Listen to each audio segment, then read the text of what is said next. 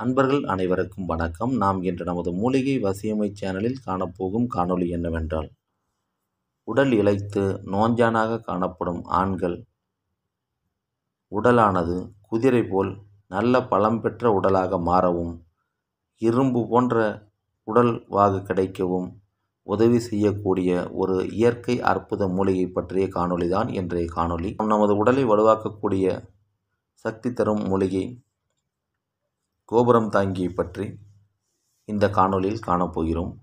இந்த கோபுரம் தாங்கி மூலிகையானது அதிக அளவில் மலை பிரதேசங்களில் காணப்படும் மற்றும் ஆலயங்களில் உள்ள மிகப்பெரிய மதில் சுவர் அல்லது சுற்றுச்சுவர்கள் பக்கத்தில் இது காணப்படும்.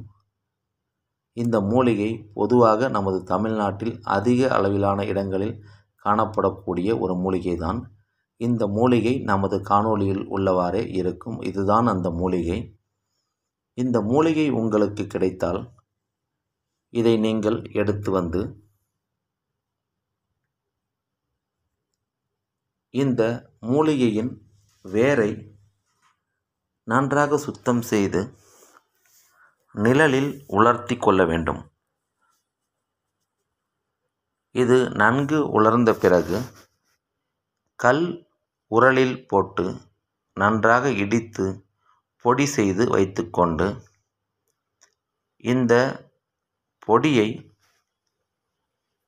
அரை டீஸ்பூன் வீதம் பனங்கற்கண்டுடன் சேர்த்து காலை மற்றும் மாலை என 2 வேளைகளும் சுத்தமான பசுநெய் கலந்து சாப்பிட்டு வந்தால் உங்களது உடலில் உள்ள எலும்பானது இரும்பு போல வலுப்பெறும்.